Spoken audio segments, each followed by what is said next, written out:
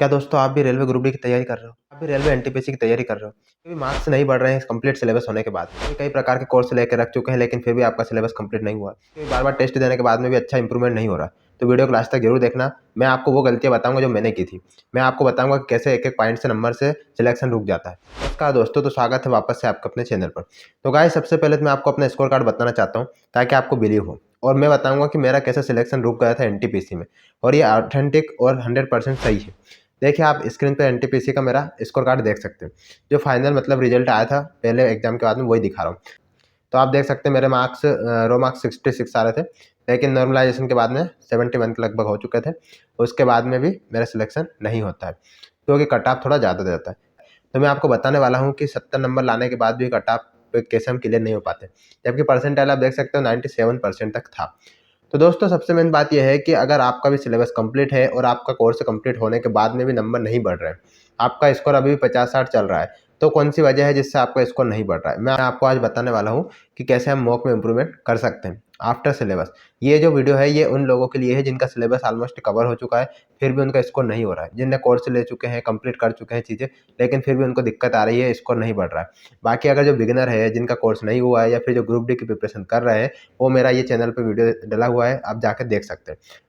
सबसे मेन बात तो ये है कि अगर आप अभी तक मॉक नहीं दे रहे हो, क्योंकि एनटीपीसी की एग्जाम आ रही है इसी मंथ में है, और बाकी जो है यूजी वाली जो है वो भी अप्रैल या मई में हो सकती है कभी भी। इसके बाद में ग्रुप डी कभी भी होना तय है।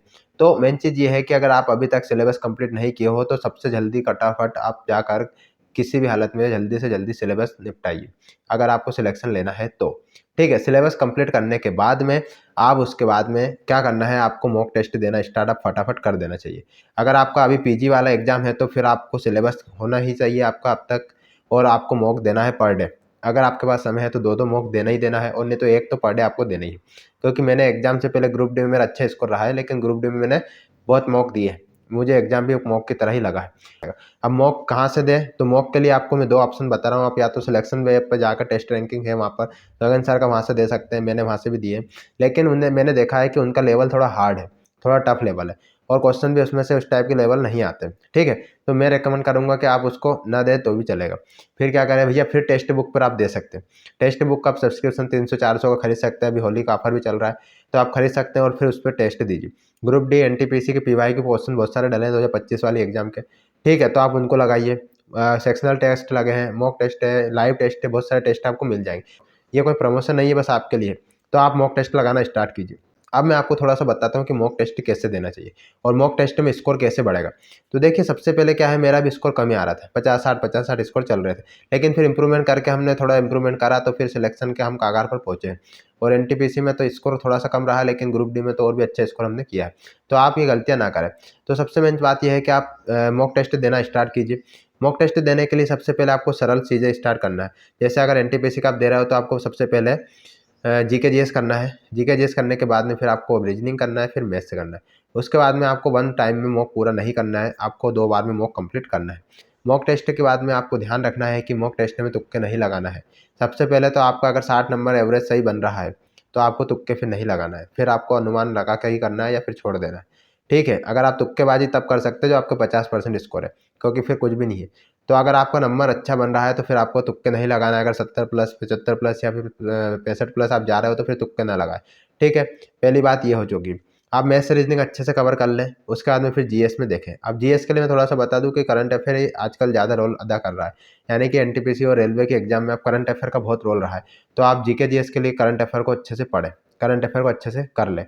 ठीक है, इसके बाद में भी अगर आपका नंबर नहीं बढ़ रहा है तो आपको फिर एक चीज़ करना है, वो है मॉक एनालिसिस। बच्चे बहुत सारे मॉक देते हैं लेकिन मॉक देकर ऐसा छोड़ते हैं उसको कि उठा के नहीं देखते, नंबर देख के छोड़ देते हैं।